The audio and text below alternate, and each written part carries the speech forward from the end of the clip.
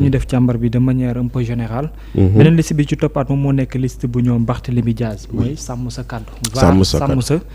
sàmm sa kàddu boobu Barthélémy Toye Diaz moom moo fa jiitu.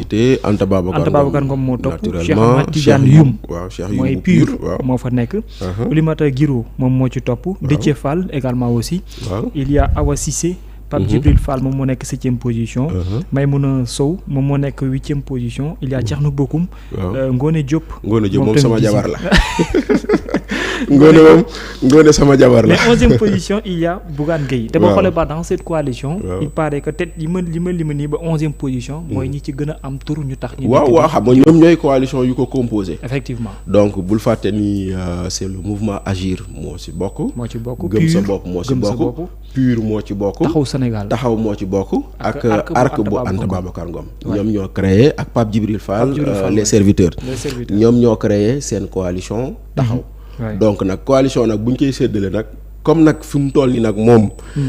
mu neex la mu naqari la on est dans l'ère de la parité. waaw effectivement oui. donc il faut forcément. Anta Babacar elle est obligée de venir en deuxième voilà, position. mais Anta Babacar vient en deuxième position. après nga indi Cheikh Youm donc da ngay xam ni. balaa ngaa amaat ku bokk PUR il faut que yeneen parti yëpp ku nekk dugal benn nitam. nga doog a indiwaat ku nekk PUR. boo seetloo Barthélémy Diaz moo bokk taxawu Sénégal. kan lañ dugalaat ku bokkaat taxawu Sénégal Ngone Diop et elle est à la 10e position. donc vous voyez parce que composition coalition moo ni demee. tout à fait maintenant après dañ ko déggoo maintenant nag c'est une liste quand même assez homogène. waaw assez homogène. surtout dans le cadre de la configuration de la coalition. voilà c'est une liste assez homogène benn. Deuxièmement, c'est une liste quand même où elle est relativement jeune parce que ça également ça peut être. Est-ce que nekkul liste bi gën a jeune. Pour l'instant des trois listes que j'ai vues. des trois listes que j'ai vues ñoom ñoo gën a refléter la jeunesse dans ce pays. C'est vrai parce que boo xoolee Pape Djibril Fall xale la. Anta Babacar Ngom xale la. Ngone Diop xale la. Barthélémy xale la parce que Barthélémy tollagu moom amagul sax 50 ans. Bougane Gueye ak Barthélémy ay morom lañ daanaka bu ñu magantewul lu bëri. Cheikh Youm laa xamul d'accord mais il paraît relativement jeune. Il paraît relativement même génération bi la. parce que boo seetloo ko jiite liste bi il n'a pas 50 ans. boobu foofu noonu ci lu ma gis nii ba 11e position boobu noonu may gis Bougane Gueye kenn amu si 50 ans. donc c'est une liste relativement jeune. qui reflète l'âge moyen du Sénégal quoi. Est-ce que du nekk le bon moyen pour liste bi que mu mën a def cette confrontation là ak Pastef qui s'appelle à une idéologie politique de jeunes. mën na nekk parce que faut également dire que dans cette liste il y a quand même des hableurs ce qu'on appelle hableurs mooy.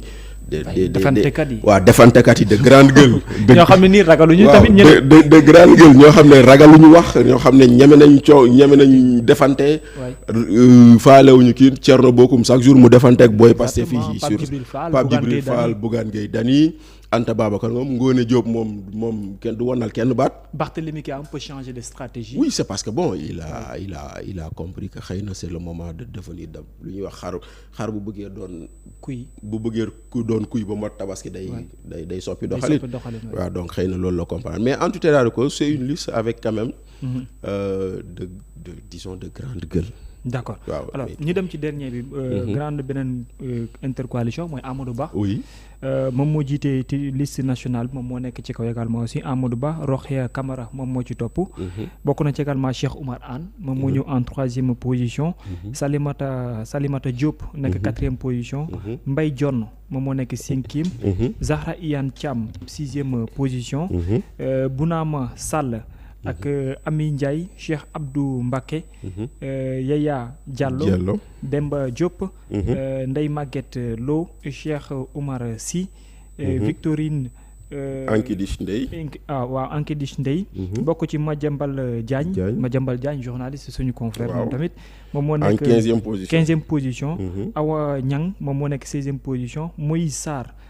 moom moo nekk 17e position et 18e position nga am. Magne Virginie John. Ndiana Ndiaye moom moo nekk 19e position. Maymouna Diagne Nicolas Ndiaye. Assiette Ifra Sow. non Aïssé Isra Fow ak Cheikh Seck. Dieynaba Ndiaye Samba Sy. Aïssé Dia ak Oumar Sow. Oumar Sow je pense bien c'est le Oumar Sow bu fi doon kii. voilà très bien donc boo koy xool ñoom aussi dans leur configuration ni ñu lëkkaloo ci seen. voilà noonu la fa nekkee donc voilà. je pense que les autres qu'on ne connaisse pas. voilà ce sont des gens du parti socialiste. voilà parce que Bounama Sall c'est Mame Bounama Sall bu nekk le patron des jeunes socialistes. ah ok d'accord voilà donc mu ngi noonu. après waaw Bounama Sall moo nekkoon mooy jiite actuellement les jeunes socialistes dont il est âgé mais xam nga comme ñoom tant que renouvellement amul. waaw tant que renouvellement amul il reste donc Bounama Sall boobu noonu la. voilà donc boole ci Yaya Diallo qu'on connaît qui a été député pendant les deux dernières législatives. waaw Cheikh Oumar Sy c'est Cheikh Oumar Sy bu ñu xam. waaw Cheikh Oumar Sy waaw Cheikh Oumar Sy bu ñu xam à la 13e position. Cheikh Oumar Anne moom tam j'espérais je pensais le voir au niveau du département de Podor. mais voilà voilà Cheikh Oumar Sy voilà mu ngi noonu ensuite Victorine Ndeye c'était moom moo nekkoon jàmmarloo Guy Marius Sagna aux élections législatives passées à Ziguinchor. waaw nekkoon ministre nekk maire de Niaguis donc moom également sur la liste nationale. Awa Niang nekkoon na fi questeur assemblée nationale. ci jamono yële na le Moïse moo fi nekkoon. Moïse Sarr nekkoon na fi ministre des Sénégalais de l'extérieur. waaw Moïse Sarr boobu la donc et cetera Nicolas Ndiaye il est de la LD. LD. voilà Samba Sy c'était l'ancien ministre du travail. waaw ak yooyu noonu parce que en fait il faut comprendre que waa PIT waa LD waa PS ak waa AFP Amadou Ba la ñu àndal coalition. effectivement waaw donc loolu moo waral nga gis Mbaye Dione ci liste bi Mbaye Dione il est de l'AFP. Mbaye Dione. waaw Mbaye Dione est de AFP la nekk. donc AFP aussi ak ñoom parti socialiste. exactement waaw AFP. parti socialiste ak ñenn ñi nekkoon. Benno. très bien waaw c'est que en fait il se ferme. Amadou Ba a pris une partie de Benno. et de l'APR. waaw une partie de Benno et de l'APR. parce que Cheikh Oumar Anne. APR la woon. Zahra Iyane Thiam APR la. Victorine APR la. Moïse Sarr APR la et cetera donc noonu loolu rek ngay gis nii quoi. donc mu ngi noonu quoi maintenant après. sur Dakar bon. je sais pas kan la ñuy nekk mu def tête de liste. mais bon peut-être balaa ñuy kii waaw liste bi. voilà ñi am liste bi. mais donc voilà pour dire que actuellement nii voilà les. mais pour ñëw de manière générale. de manière générale aujourd'hui lii benn étape la ci processus bi. d'accord il fallait déposer les listes ont été déposées. maintenant une fois les listes déposées.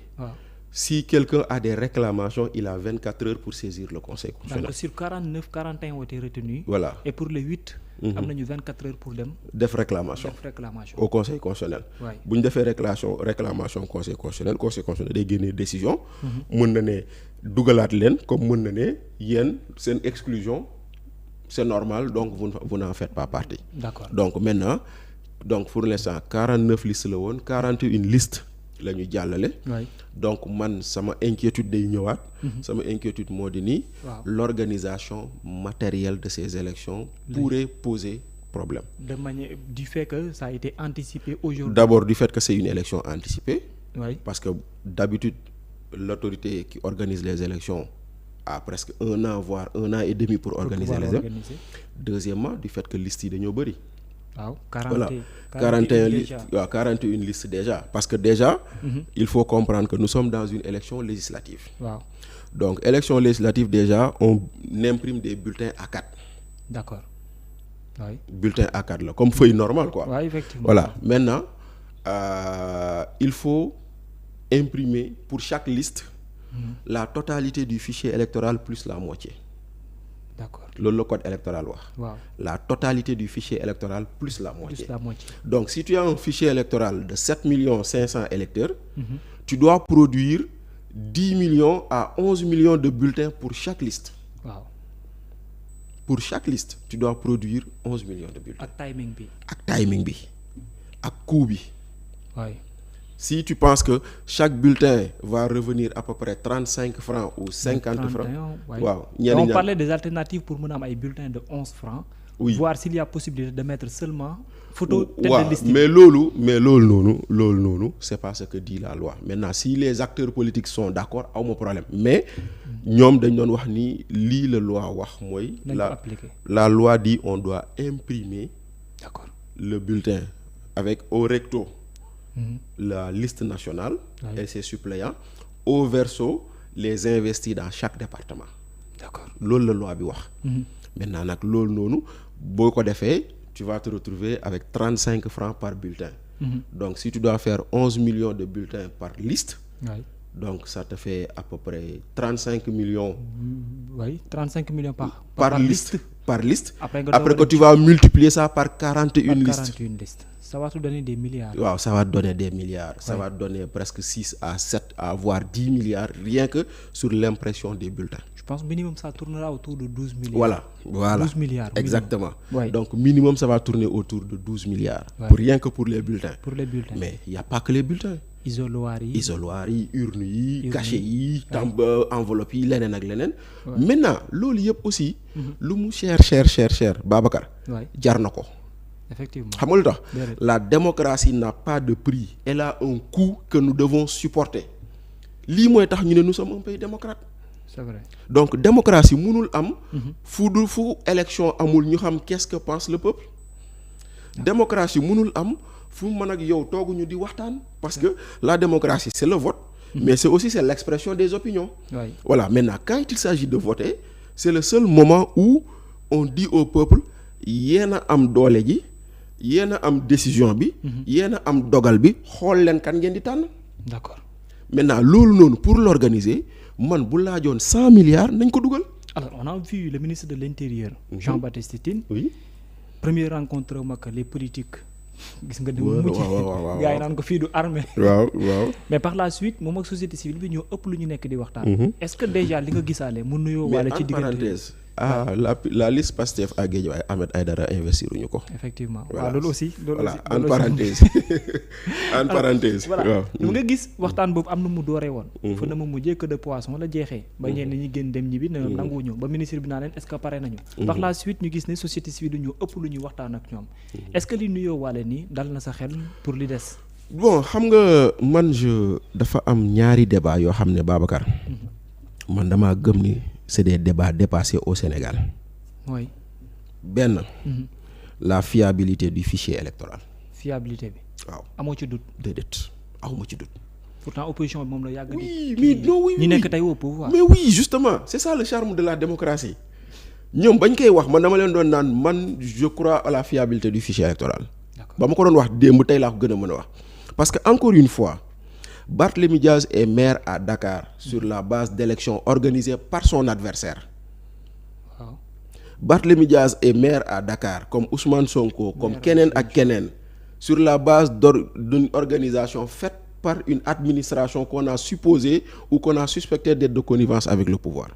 Donc moo tax may la man ñaar yi fiabilité fichier électoral ak professionnalisme ñi organiser élection man bàyyi naa di ci werante. Parce que je leur accorde la présomption de bonne foi qu'ils feront ce qu'ils doivent faire. D'autant plus cette fois-ci la personne n'est pas d'un parti. Mais Thiendella Fall musul nekk parti. Thiendella Fall c'est un policier. C'est vrai waaw. musul bokk parti. Maintenant le ministre de l'Intérieur n'est pas dans un parti politique connu, ça c'est vrai. Ouais. Mais le ministre de l'Intérieur peut-être que il a une sympathie pour Pastef parce que na mu waxee keroog boobu noonu. bu ko Abass Fall waxoon wala Aldiouma Sow wala Birame Souleye Diop envers les adversaires du ma doon déranger mais un arbitre n'a pas à faire un jugement sur les autres. Les autres. Voilà donc mais mettons-le sous le coup d'une maladresse.